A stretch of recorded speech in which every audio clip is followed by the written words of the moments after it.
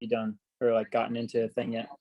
I started basically August 1st because it was the last week of July, but we were in onboarding. So I guess I got active August, and I have 8 deals. When by today it should be 9 because I have another one getting accepted. I got a verbal accepted, but I didn't get it yet. But yeah. Of course you did.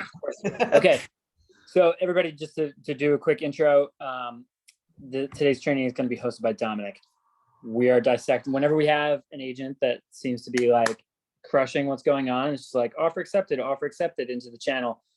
What's working tends to evolve over time, at least a little bit. And whatever Dominic's doing is working. So we are going to pick his brain, have him give everybody a heads up of what was happening. So we just got his stats started. His phone went live on August 1st. It's the middle of October right now. So that's August, September, 2.5 months, and he'll be on 9 deals written and closed by this afternoon, essentially 8 right now, and has a verbal acceptance on 1 while he's doing this. So most agents will take a couple of years to ramp up to 10 deals a year. And this is 2.5 months. So it's worth listening to. Dominic, the floor is yours. Awesome. So what I'll say is I actually spoke with Joe. He called me and he was asking me what I do. And I told him, honestly, part of it is following what you guys instruct us to do. Definitely, it's much more structured for me that I found. When I first started, I always tell people this. I'm only in my 2nd year. I started with a brokerage beforehand and very little success, only 2 deals. And actually, when we were on onboarding, I told Joe that I don't even know how I did 2 deals. Once he showed me everything so a lot of it comes from him too. But what I had 2 people also reach out on our team and ask me about what I do. And I explained to them, I think my key thing is honestly just 2 things. One, when I first meet them, I try and build a relationship so that they trust me. So if they point something out, and this is what me and Joe were talking about on the phone, let's say I show them a house and there's something in the house that they don't like. I try and relate to it no matter what, even if I disagree. Like, for instance, I showed a $1 million buyer. We don't have anything under contract yet, but we're still working. And to me, it was like this huge house, beautiful home, like 1.2. I thought it was amazing. Their only complaint was the stairs were too close to the front entrance. Personally, I thought it was dumb. But I was like, I totally understand. Sometimes you got to make things up, honestly, telling the truth. I will make up something that relates, if that makes sense. Sometimes I really do relate, but like I told her something like, I don't know. I was like, it's funny, when my parents went shopping for their home, my mom was the exact same way. And I just told her that. And it builds the relationship because she doesn't feel like I'm trying to force a deal down her throat, and I'm there to help them. So that's what's helped me, because a lot of clients I've showed, only one guy has made an offer on the first home. Everybody else I've had to show multiple properties, but they felt like they could trust me because I was like basically telling them I understood, and I would try and use something to connect to it, if that makes sense. Like I said, even if sometimes it is true. There was one time they said the bedrooms were too small. And I told them I totally agreed. My bedroom was like the size of a closet growing up. So and they had young kids. I could feel their pain totally. So, but other times I'll just say things to make them feel comfortable, and not to say I'm lying to them, because like I said, sometimes I do agree, but sometimes I got to, I build comfort with them. And after that, once we're in the relationship and they feel comfortable, me showing them homes, and they're like, okay, he's not just trying to force any deal down my throat and make me buy the first house I see. When they're interested in something, I get into the relationship with the other agent. And I found that to be super, super helpful. That's probably the biggest thing, because other agents have been so transparent with me, even on offers that I've had offers that clients had in their hands and they just decided to pass. But I'm saying that in the sense of like, if they wanted it, it was theirs, because I built such a relationship with the agent that the agent told me like, this is the number, this is what I need, or they'll at least give me a good ballpark, and I'll go back to my client. So now what I'm also doing to make my clients feel more comfortable is I explain to them that process prior to doing it. So we see a home, like the one I just got accepted, though I got the verbal exception today.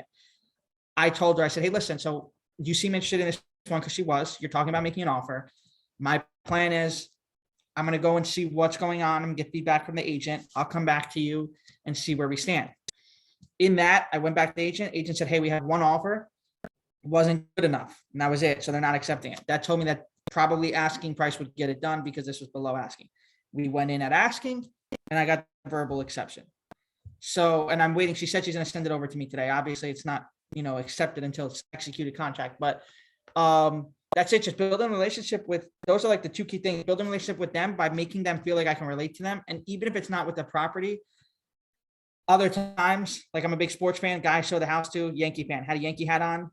I talked about the Yankees for probably 20 minutes as we toured the house, just to build a relationship with him. So it wasn't like I'm just an agent to just show you, and if you like it, make the offer. It was like, hey, I want to build a relationship. So we talked sports for a good amount of time. And then, he didn't make an offer on that one, but we're still working together. So I'm building my relationships through either trying to relate to them or basically telling them I agree with them why that house isn't for them, because it does make them. And I actually did have a client say to me literally that like she trusted me because she felt that her last agent was just trying to sell her on anything. And I wasn't doing that, which I wasn't. So that's it. And then the relationship with the listing agents, it really, really helps because I always call them, and I said this on one of our other trainings, but my line is this, I'm like, hey, I like to be transparent with other agents. This is, I just want to know what's going on. And sometimes depending, I feel out the conversation, I might tell them first what my client is thinking, which has also worked. One time I told one of my recent deals, I told them my client was thinking, we were coming in low. So I was telling her what the number was. I think it was, they were asking 250 on the home. And I was like, well, my client's thinking 220, but cash. And she told me straight out, it's going to at least have to be 225. So she just told me without trying to negotiate back to listing. She was just like, hey, 225. Went back to my client, told him 225, deal accepted. Because I think with the sentence of saying like, I want to be I'm very transparent with the other agents. They take you serious and they take you like you're here to do business. Like they want to get a deal done just as bad as you do. They want to sell just as bad as you do. So it's like, I'll tell them that sentence, and that one key sentence seems to get me enough information. Even on properties that clients are not like moving forward. There's some that clients didn't want to move forward because they didn't want to compete, but I still had enough information to tell them, hey, listen, this offer has 20 grand over and it's a cash buy. We would have to come probably even over that. And, she didn't want to do it, which I understand. She just doesn't feel like being in a bidding war and she's going to look at other homes, but I still got the answers that I needed. If she was comfortable with that, we would have been able to beat it because I knew what we had to beat. So agents are being very transparent with me because I'm just telling them that I'm transparent with them and they're giving me what I need to hear. I'm relaying it to my clients and it seems to be working. So it starts with building a relationship and then, taking it from there to getting them comfortable with me. Once I do that, I'm calling the agents on the other side and just telling them that I'm, want to get a deal done and I'm here for business basically. And they're open to that because like I said, they want to make a deal just as bad as you. So they're very much like giving me the full details. Do you ever get like an initial resistance to like, hey, I want to be transparent? And then do they try to be coy ever? Or has it just been, are they actually just straight away transparent? Or have you had any resistance there? Like what happens when they're kind of like put up their wall at least once? I've had it happen a couple of times, but like maybe twice, but even on those 2 times, what I got from it was basically that they had no offers. So they weren't going to tell me that because obviously then that's going to give me the impression of, probably coming under asking. So they just say, oh, just bring your highest and best, but they wouldn't necessarily say, like they would say, like the one agent sent me, she's like, well, just bring your highest and strongest offer. That's all I'm really going to tell you. But I know that she had no offers because she's been calling me ever since. And that was like 3 weeks ago. So you obviously have no offers. You're still, and my client just doesn't want it because he liked it, but there's like litigation it's an HOA and it's just a big thing. So, but with that, even with her being resistant, I was still able to read between the lines that like, because typically when they really do have offers, they don't want to waste your time or their own. They're going to tell you like, hey, at least from my experience, we have an offer. It's 10K over asking. If you think that, you're going to even try and get this, you're going to have to compete with that basically. And so much. So they're only really resistance when they don't have, and again, from my experience, when they don't have much traction on the house and they don't want to say that because then that's obviously opening the window for me to lowball and, go under asking. So, but for the most part, there's traction on the house. I've had no problem. Agents have been very open and, hey, listen, this is what it is. And even with I called in on two yesterday, same client, she doesn't want to compete, but they told me that they're in attorney review, but they told me the numbers. So they were basically saying, you want us to, we didn't get out of attorney review yet. If you're going to make an offer and you're going to beat that, gives me a chance to swing to us. But she doesn't want to compete, which is fine. But like I said, had she wanted to, I would have had the answer. I knew exactly what was offered. They told me word for word the number and what it was: cash buy, at asking, like that kind of thing. So I don't really have too much resistance, honestly. And when you do, like I said, you can kind of get a feel. And even when I did get a resistance on one other one, that I ended up getting accepted. So when they gave me resistance and didn't give me much details, I kind of flipped it on them again and was like, okay, well, this is what my client's thinking. We're probably going to offer this. I know you can't answer for your clients, but what chances do you think that gives us? And she would tell me at that time that like our number was too low. She was like, that's not going to work out. But so at first, from shutting me down and was like, just bring your best, it turned into me telling her the number and her saying that's too low, it's not going to work. So I at least knew to go back to my client and say, well, I know we discussed this number, but the agent told me straight out it's not going to work. And she was right, because my client still insisted. So I wrote it up. We weren't picked. And I'm going to write it up because they want to, but we weren't picked. And then I got lucky, that deal fell through. And then my clients, when they found out it fell through, came back with the right number this time. So that's what was the, now I'm just picking your brain for like a market pulse. What were the numbers on that deal? Like, what was the asking price? What did you come in at that she said was too low? And then when the other one fell through, what did you get it at? So it came in, the asking was $519. My clients insisted at $450. And I told them that there was no shot in hell. And because they had another offer. And she said, I told her anyway, just to see. And she also laughed and said, yeah, there's no chance. So I went back to them and told them that. And then they said, okay, they drastically came up, but still not good enough. They came up to 504. I got her back on the phone and I said, hey, listen, my clients are saying now 504. I know asking is 519, but 504, much better than the 450. At that point, she told me, she said, listen, we have a cash offer at 515. So I went back to them and told them we're going to need at least asking at 519 because we're not in cash, we're with a mortgage, and they have a cash only $4,000 less than, they insisted on staying at 504. So we wrote it up, didn't get accepted, deal fell through. She came back to me and said, it fell through but my client's going to want at least asking. And I told them that. And then this time, because I guess they knew that there was another offer they caved and they came in at 519 and it worked out. I told them this is the one on the one by you, Point Pleasant. And it appraised at 525. So even with them paying asking, it's still appraised for $6,000 more. And it needs work that, he's willing to put into it. And he knew that, but once he puts in the work, it's only going to even raise the value as it is. So even as is right now, it's still appraising for 525. So I think what helped me too is that I'll include that I wasn't doing this in the beginning, but I find it to be helpful now. I do comps before, which I'm sure other agents probably do. I should have been doing that, but I wasn't. I do the comps if it's like on a, if there's a competitive offer, like if there's something I know that's going to have, we're offering over asking, I'll pull up the address and do the comps so that I know, like I'll tell my clients that, hey, listen, like these numbers make sense. And even ones that were questionable, like the one that I did get the verbal exception, there was no offers except for the one that was low, but my client was like kind of on the fence because she really liked it, but she felt the asking price was 580. She felt 580 was too high. So what I did was I pulled the comps and I showed her and I said, no, this is about right. These numbers match up and this property should be fine based on the comps. And that eased her and made her step forward and say, okay, that makes me feel a lot better. And then she made the offer.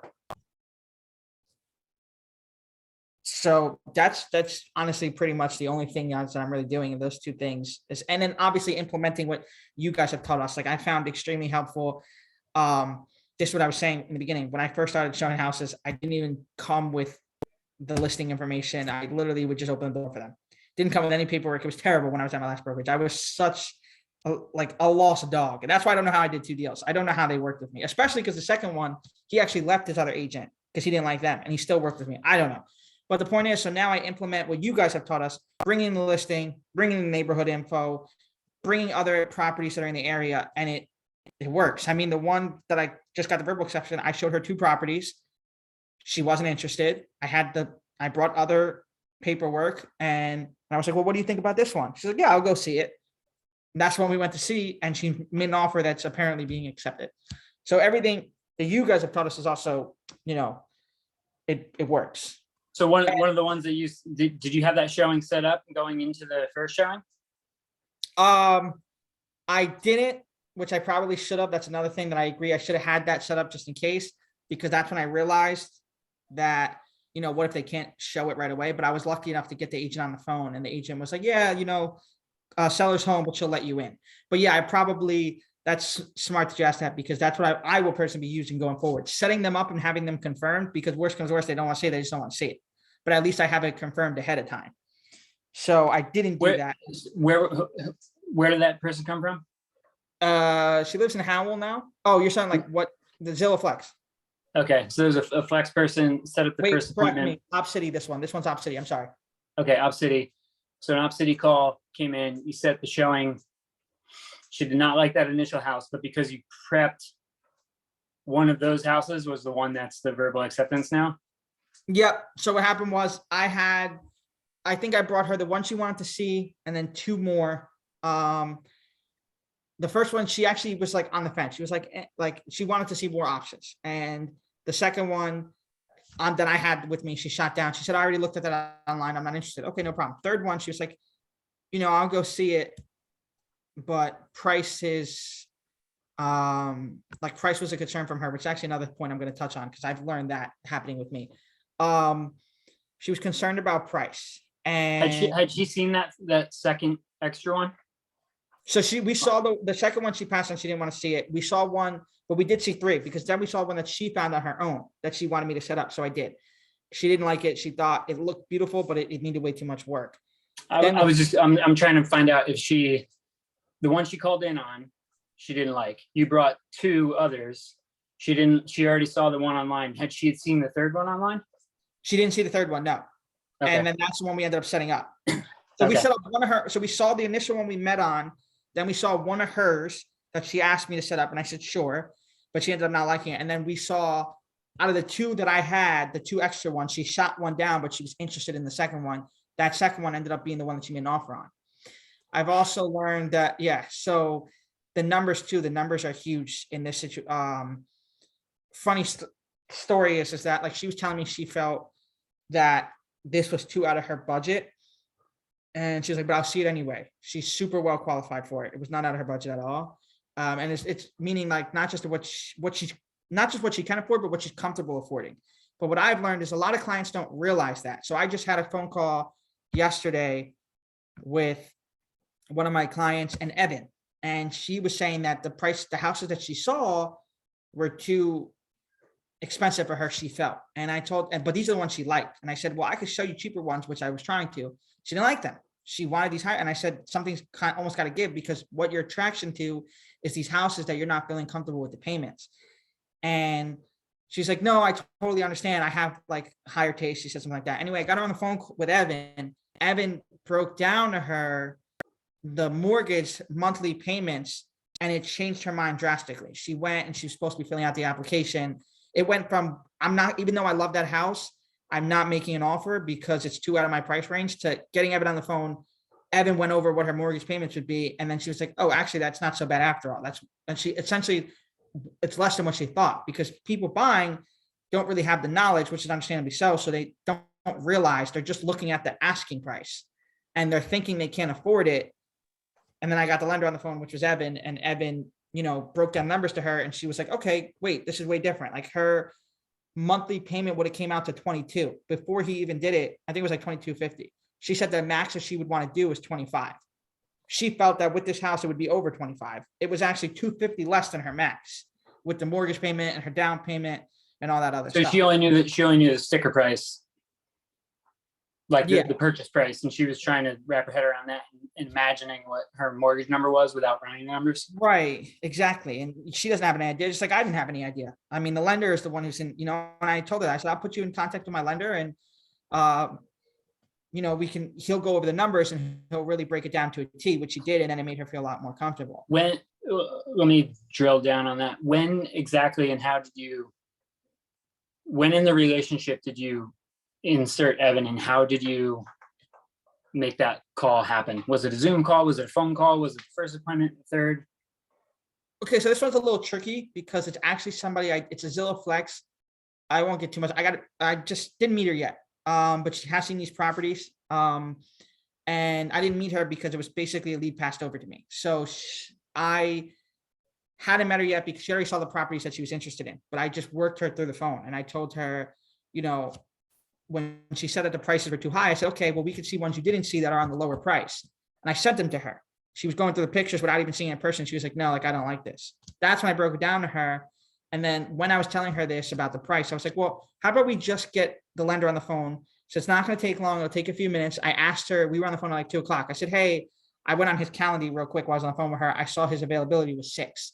So I was like, are you available at 6:00? We don't got to do it right now. She said, sure. Then we got back on the phone call at 6:00. And then I actually have to follow up with her today, but because I don't know if she completed the application, but one way or another, she has still took a huge step forward. It went from like, those are totally out of my range to like, wait, actually I can afford this and the payment is not so bad. So that's kind of, yeah, it was really all over the phone and just talking to her through the phone. And something I say to clients too, I mean, it probably sounds so stupid and cliche, but it seems to work because they like giggle almost, is I'll tell them, I'll say, listen, like this seems like the house you're interested in. Cause now I can get a feel of when clients are really interested in the house and what they like and what they don't like. So when I feel that they're interested, I'll tell them, this seems what you're interested in. If you're not, we don't have to make an offer. That's fine, but you're considering it. And whether it's this house or 100 other houses, I'll show you 100 houses for all I care. I don't mind working with you for months on end. Like I'll say something like that. And it's like they take it as appreciation, like just giving them, I guess, the comfortability that, like I said, it goes back to like, you're not trying to force any deal down your throat. Like you're here for the however long the run is, whether it takes a week or if it takes 6 months. So that has helped me because, that's what made her feel comfortable. Cause we didn't even really meet yet. Like I said, it was passed over. She didn't know me. We hadn't met in person, but by me saying things like that, she kind of opened up in a conversation. I was like, I really appreciate that. You sound trustworthy, the word she used for me, and that it made her comfortable. And so, because I'm kind of just throwing out there, like I said, it sounds so stupid, but it seems to be working. Like, hey, I'll show you 100 houses if you want. I'm here for as long as you need me. And it works. It has worked to this point. And also, what I would say is with the financing thing is I would tell everybody take every lead they can and take it full throttle. My lead, that I have, the listing in Jersey City, that's sold for we have it under contract for 620. The house they bought is 380. That's nearly $1 million in transactions between the two on just them alone.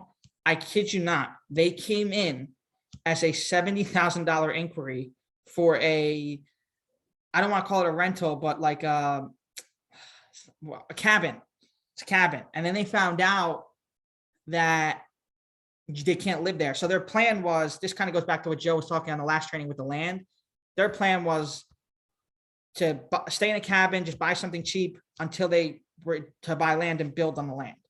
I met with them at this stupid cabin that was only 70 grand, and knowing that they can only stay there for, I think it was like 60 days max. And when I explained that to them, it turned into me showing them other homes and like building that, again, relationship.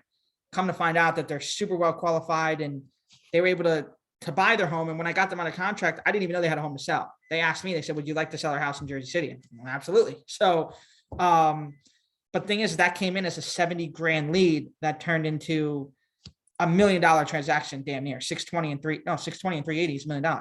So is that Up City? No, Flex came in as Flex. Okay. So, and because they wanted to build land, and what I did was I said, well, why don't we just see some houses? And if it, you might not, why build a house if you find something that you like? And that's what happened.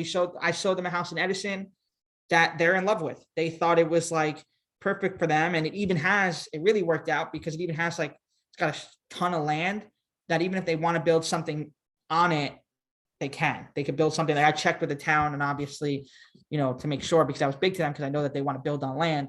but they'll be able to build on the land. And so again, it went from them trying to go at $70,000, just something temporarily, I want to buy land, to here I am selling them at 380 and then selling their 620 home. So all because I just met them and was like, well, why don't we give it a shot? Let's just look. It's not going to hurt. If you don't like anything, you don't like anything. You could stick to trying to find land. And sometimes you got to be brutally honest.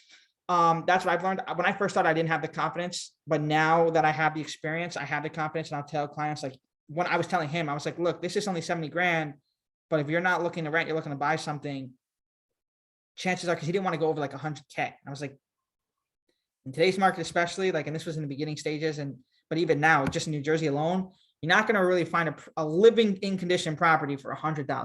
And like, I was trying, the closest I found was like mobile homes, 130, 120. Like, I tried to send them higher end mobile homes. They didn't want to do it.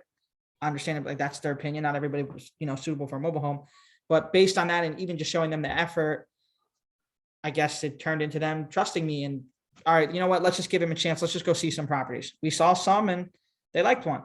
And then I did the same thing with that agent. I called him and I asked him, he told me 2 deals fell through. They didn't want to go FHA. He was very transparent. My clients were conventional, so that was good. But there's two offers, and he told me 370 that the 2 offers, but they were FHA. So, or it was 375, I think. So I told them and they said, okay, we'll go 380 and conventional. And I got the deal done because we were conventional and we went a little higher. So it made us stand out. So, I mean, and I would just say, I would tell everybody to basically take, and I'm not saying that Opcity always has the best leads, because this wasn't Opcity, this was Flex, but I absolutely took it. And then one of the mobile homes I took was Flex. Mobile home, money's money. I'll take the deals because I got that deal. I showed him one mobile home. It took me maybe an hour. I put an hour into time with this guy. Like, that's it. Because mobile home is, there's no attorney, there's no title company. He liked it. He wrote up the offer. It got accepted, and it was accepted on Friday, closed by Monday. Super simple. I want to flag that real quick because there's 2 things to say. Number one, seeing it at a zoomed out level. I've seen probably 40 agents or maybe 50 people, actually probably through our EXP group, more than 50 people start with Opcity, particularly Opcity, but also Flex and Ojo. And they get these initial leads and they scoff at them because they think that's beneath them or it's not worth their time.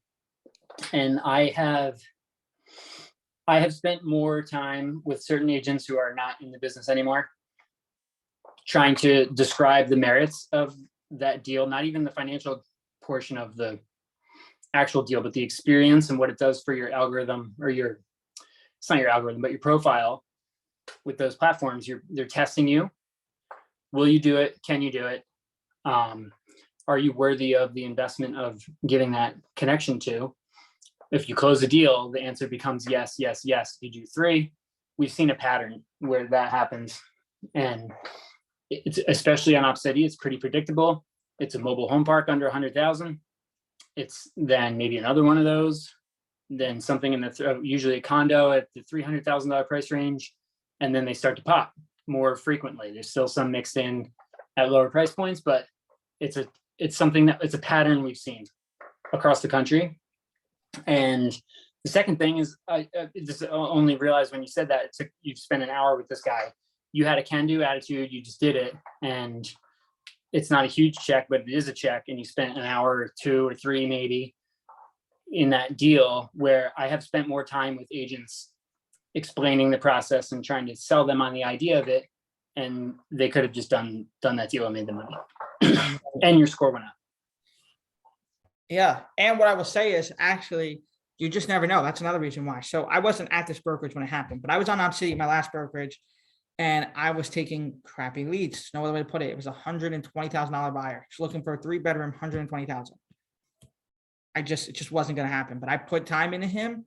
And did I get him something? No, because especially this was when the market was like super hot. We couldn't get anything. But he appreciated that I was just trying, because I'm sure a lot of agents probably turned him away with that budget. He sent me his well-qualified cousin, who ended up now turning into my own lead. And because I put in the work with him of just trying to just, give him the effort of trying, his cousin was having a bad experience. He said, hey, you know what? I like this agent. He was trying to help me. and he gave me his cousin. His cousin closed with me, and we got that deal, and that was like $400,000. I think that house sold for. So, and that was my last brokerage, but still, I'm still Op City. So my point is, I took a terrible lead that I knew, like, was on the fence because it was 120, but it's not even like it was conventional. It was FHA, so that didn't make it any easier too because of FHA's rules, because he had a pre-approval already. But I tried it anyway just to see, and it turned into, it was well worth it because I got another deal. So, and again, that was my own client at that point because he referred me out. It wasn't Op City. So I really do think they're working. And the same thing with mobile homes. I would like to think that even though they're mobile homes, I had a very, like, this guy that got under contract Friday and it only took an hour, closed Monday. I would like to think that he had a very smooth transaction with me. So I think a step ahead. If this guy now, all right, yeah, one, a paycheck's a paycheck. It is a small paycheck, but still money's money. But two, now if he knows somebody that wants to buy, he would send them to me, I would think, because we had such an easy, good, and smooth transaction. So I also think ahead in the sense of, like, I will take these deals because, this business is about growing and who knows who. And, the more clients that you close with, the more people they know. That's how you get your referrals. Yep. You can also ask for a review too. Be like, hey man, would you mind doing me a huge favor? Can I send you a link to a Zillow thing? Can you hit 5-star review? And then write up a little blurb about your experience. That would mean the world to me. And if you ask it right at that moment, it's usually like no skin off their back, and it helps you out. Awesome. Yeah. That's actually something I want to do too, because I need to get my Zillow reviews up.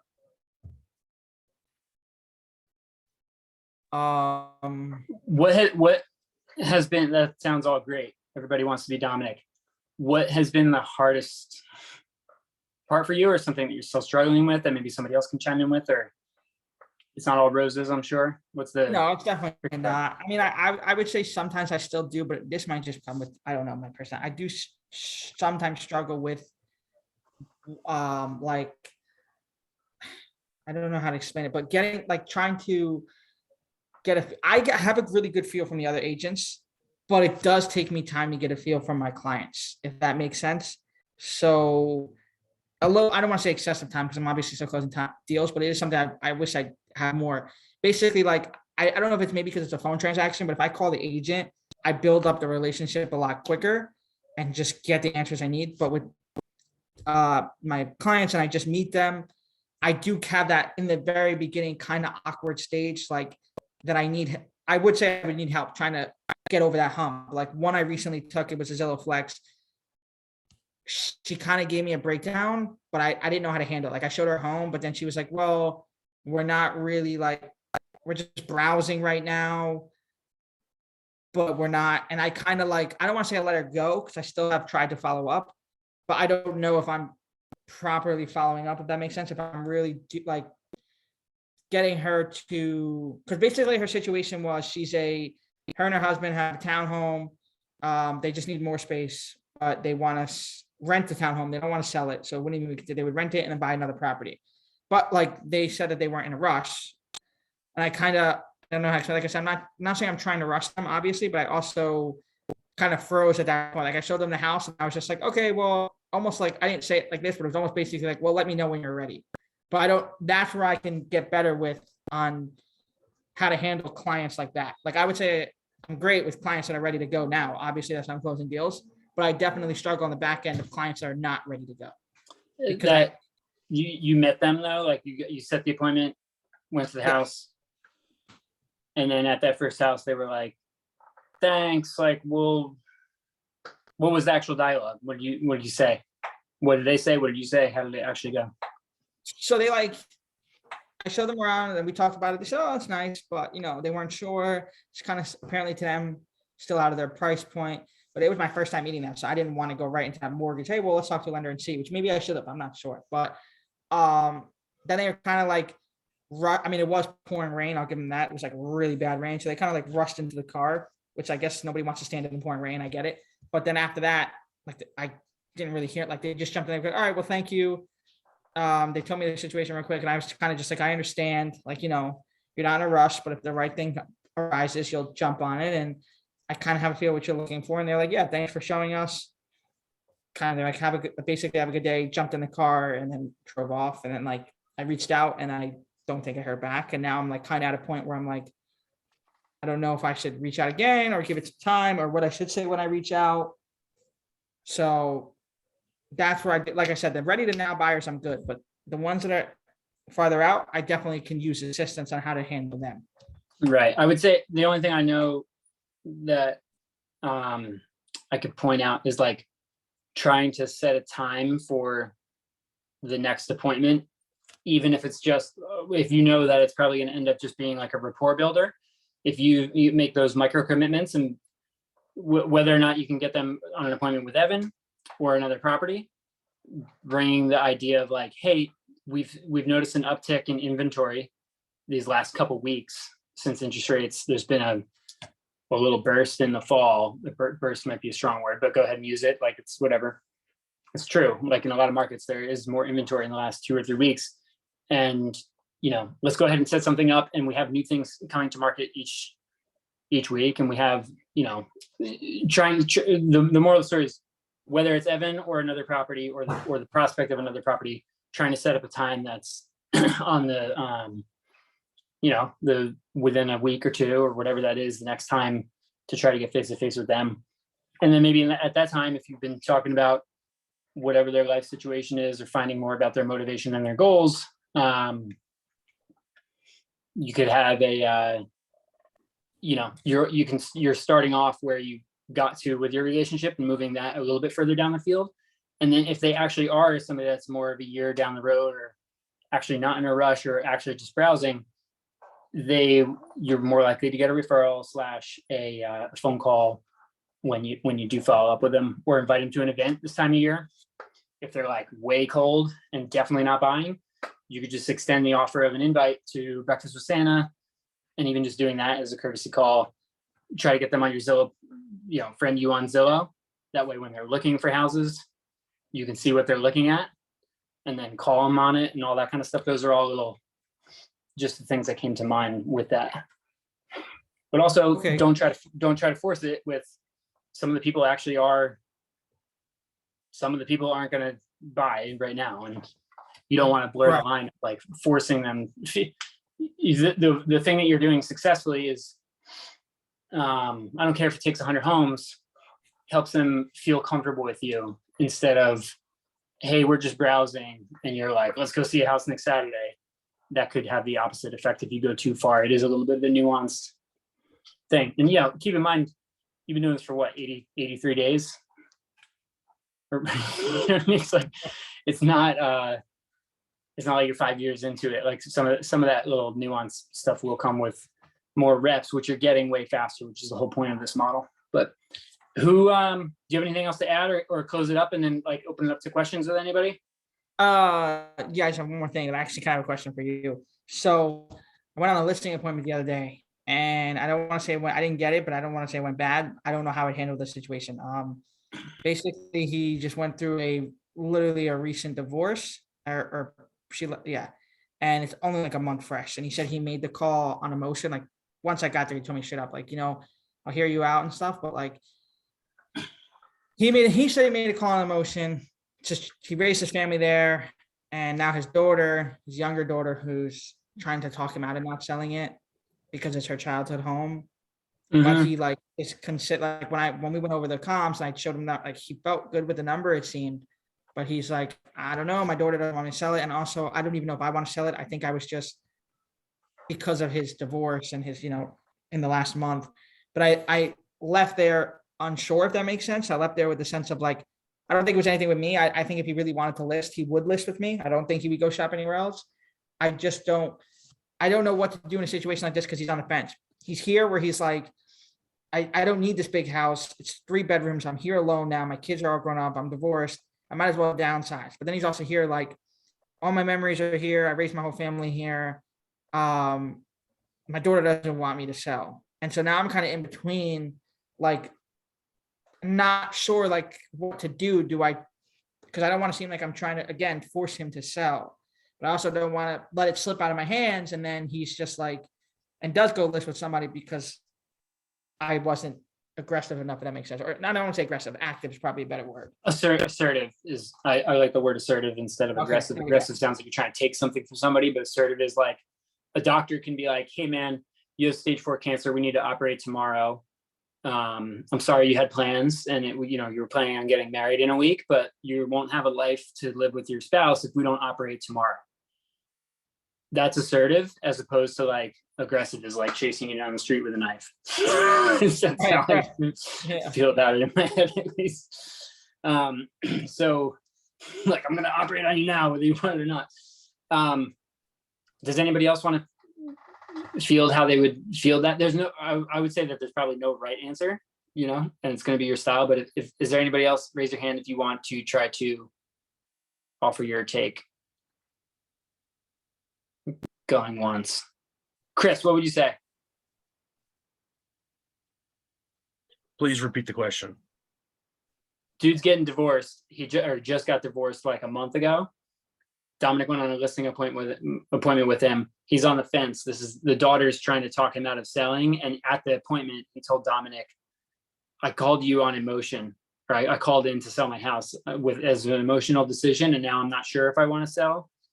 Dominic saying, I left the appointment. It went well. I think he might list with me, but I don't know if I want to force him to sell his daughter's childhood home a month after he got this divorce decree. How would you keep the client / not force the guy, or how would you field that response?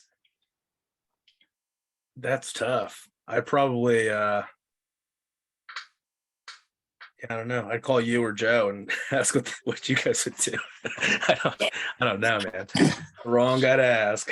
Yeah, no, my take on this would be that emotion that Chris just had is true. You could be like, hey man, just empathize with it's a human being. Like, yes, it's a transaction, but it's also primarily a human being. And if he might not know his goal. And if you respond back to what his actual emotion is, he's going to feel that you are on his team because you understand what he's going through. You've never done it, but you heard what he said, and you're not trying to just get a listing right now. And you can say these things out loud. Like, a lot of times the easiest thing to do is to say the thing that's obviously supposed to be said, but nobody has the guts to say it. And I've been at a couple of kitchen tables with fresh divorces I had a guy whose daughter died like 36 hours before I got there, like in the house. And like, he was just like in shell shock and devastated. And it was super awkward. And like, I just had to try to be there as like a person, like a human being there to like, let that happen. Anyway, you could say, hey man, that sounds like it's really tough. I haven't walked all the miles in your shoes. And obviously this is a difficult situation. I don't want to force you to do anything. My goal is whatever your goal is. And it sounds like from what you're telling me that you might not really even know what your goal is right now. Does that sound right? Right.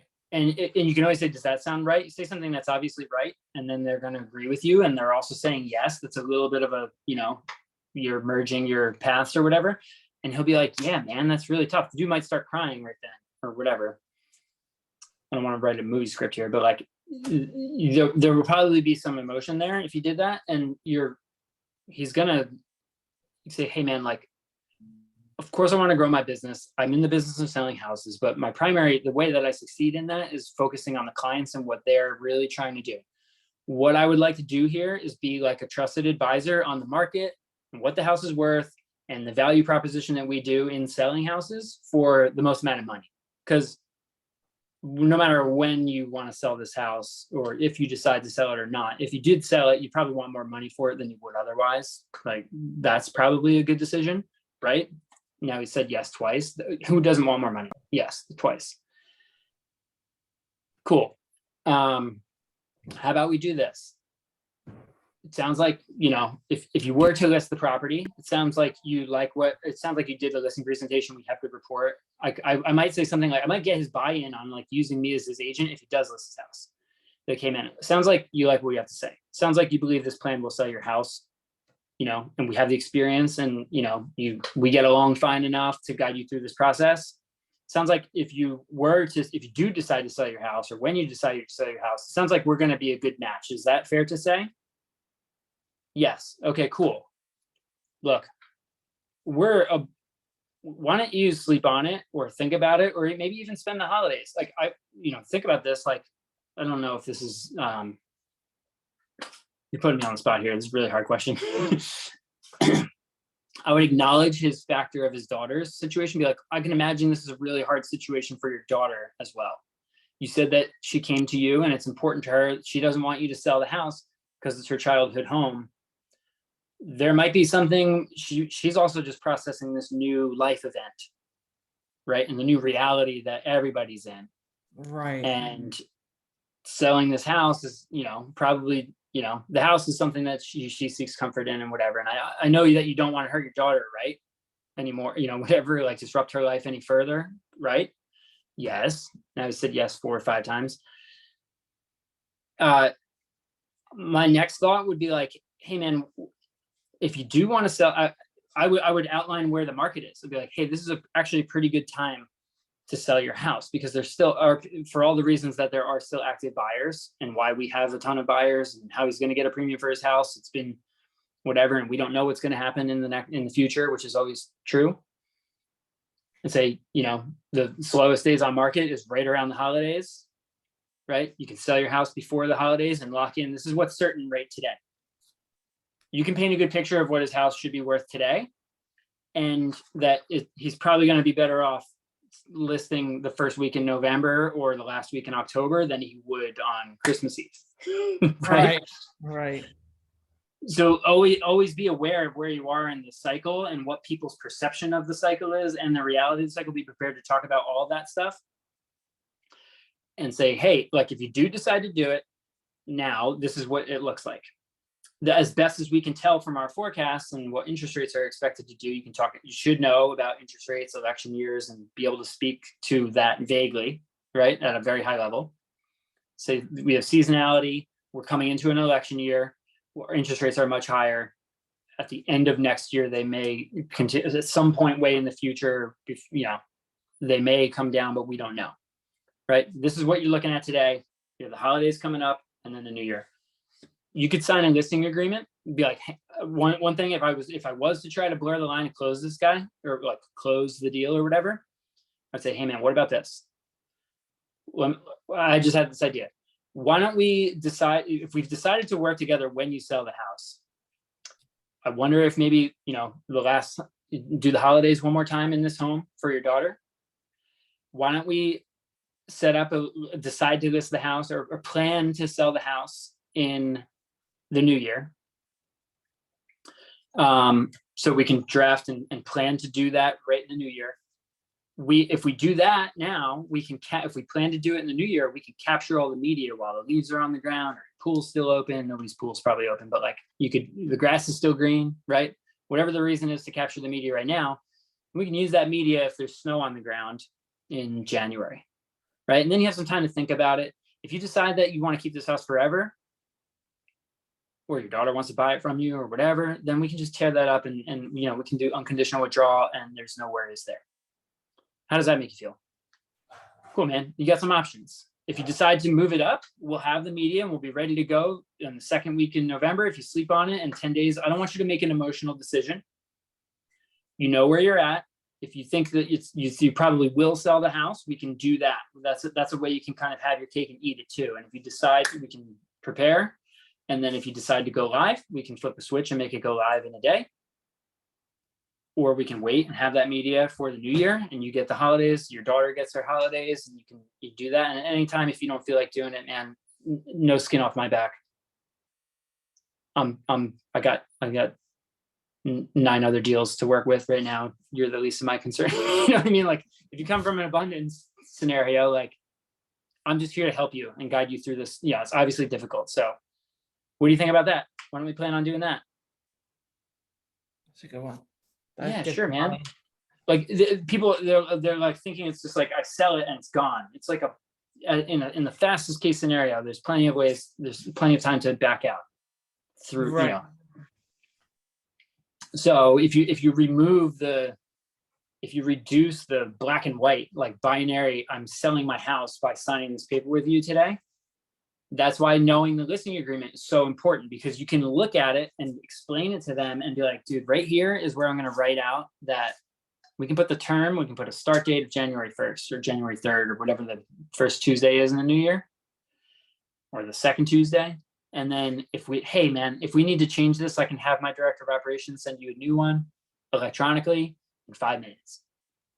And if you decide that you actually do want to lock in what's going on in the fall, then great.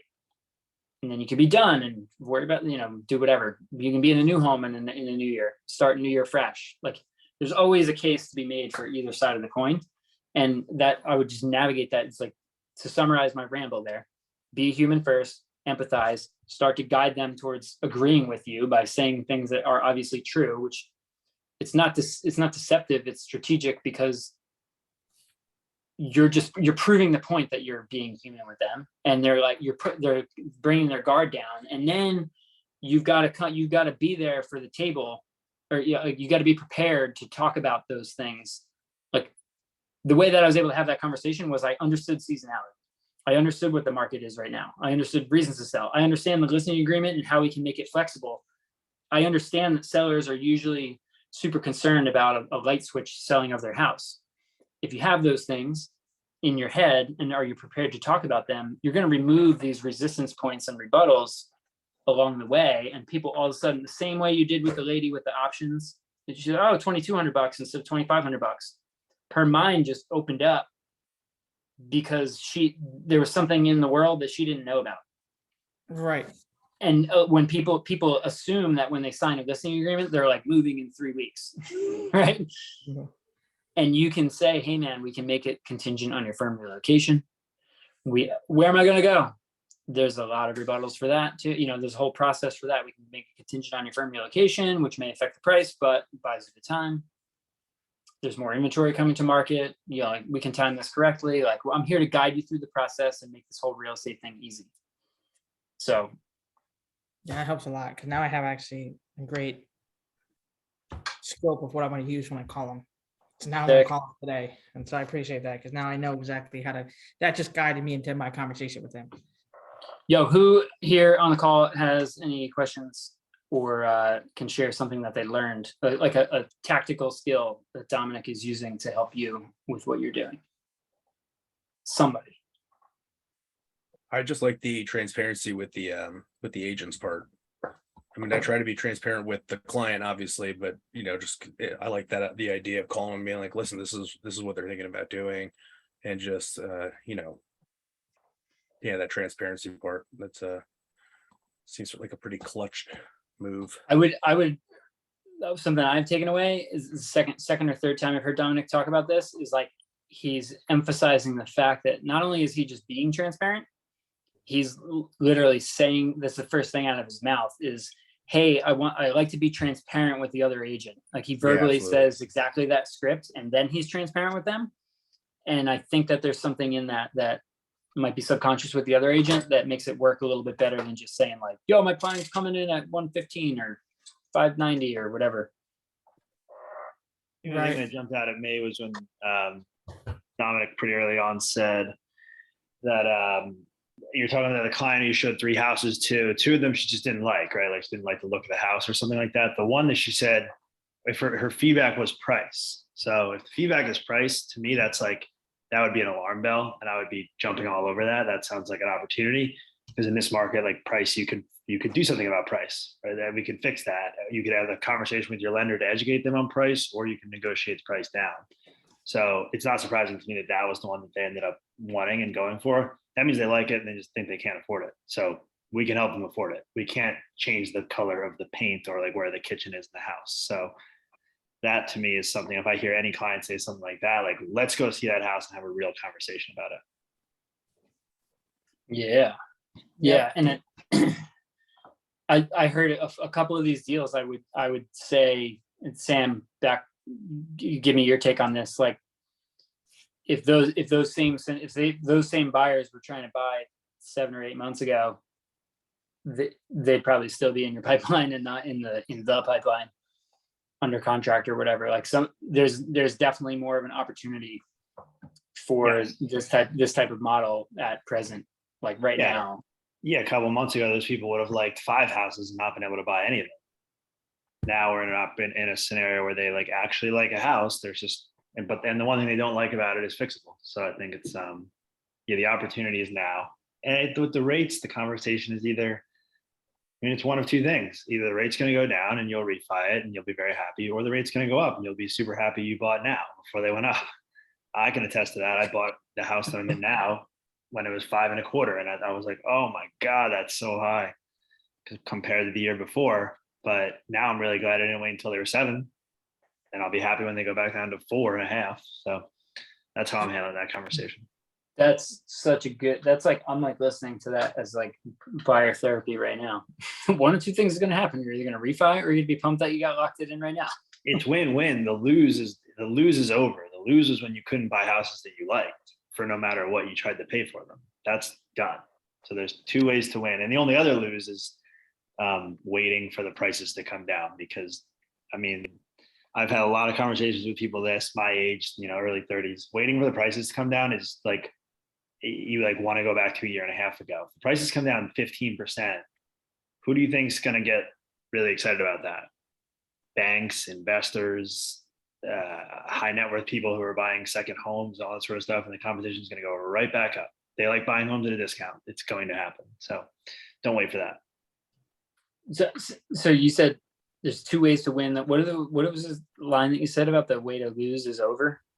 Or yeah, the loss was not being able to, was seeing 5 houses or 15 or 30, houses that you liked and making 100 offers and not being able to buy them. Like, I like that house. I'm okay with the price. I'm okay with 100,000 more than the price. And you can't buy it. You're a loser. You lost. You lost many, many times, and it pissed people off. That is over. Now you can buy a house. Congratulations. You're not losing anymore. And the 2 wins are either the rate will go down and you'll refi if you're smart, or the rate will go up and you'll be super happy you bought before it was 15% interest rates or whatever the heck they're going to go to. oh my God. Yeah, I mean, we got to go back to our parents bought houses at 18% interest rates. I don't, I have no idea where it's going to go, but it's going to go up or down, and you can be happy in one way or another when it does, if you own a house. Or I would add to that if it stays exactly the same, then the market would understand that it's going to be hovering right around where it is. And then the people that have been on the fence and are now like realizing it's staying stable are going to jump in. There's more competition. Yeah, absolutely. Once there's like less volatility. So you can't lose on the rate unless you're going to compare it to a year ago. Then yes, you're going to be upset about the rate. But you couldn't have bought that anyway, unless, it's exactly. Yeah. So $1,000 less than your mortgage, but your mortgage would be 0 because you would not have got your offer accepted. And you would be a loser. And the same way that I always coach, we always encourage new agents or remind new agents to leverage the experience of the team. You've done 0 deals if your license is brand new, but you can say, hey, my team and I sell over 100 homes a year. You can leverage exactly the team's experience on the back end too. Hey, my team was super active throughout COVID. Sell over 100 homes a year. And we had a lot of clients who are just now buying a house because they couldn't buy a house, even though interest rates were lower. And they're feeling amped right now to pay 6.5% or 7% interest rate because they can actually buy a house. And then that 2 ways to win thing is genius. 2 ways to win, 1 way to lose. That's my take. Cool. Dominic, thank you. You got anything to close it out? No, it's just everybody to stay on top of their clients, and that's what I do. Staying on top, answering the phones more than just. It's the last thing I would say. I'm answering I can't speak for everybody else, but because I'm dedicated to this, my clients, I literally, and it's not. I'm not the happiest, but I do it. I have clients that call me at literally 11 at night. If I'm awake, I answer the phone. I think that builds comfortability too. Just make some agents, and I would know from dealing with other situations, don't answer their phone for their clients. I'm dealing with a contract right now, and the seller on it, her seller is literally telling me word for word, my agent, doesn't even answer. So it's like the agent got the listing and is now MIA because it's under contract. She did her part of getting it. Now she's not answering the phone for her client. It's very uneasy for her client. So that's the only last thing I would say is make sure you're answering your phone, because it's a key thing. I've had clients call me at dinner, and I honestly, I put my food down and I wait answer the phone. So that's it. Just that. All right. Thank you for sharing. Thank you guys. See you later. Cheers. Awesome. Have a good one, guys. Killed it, Dominic.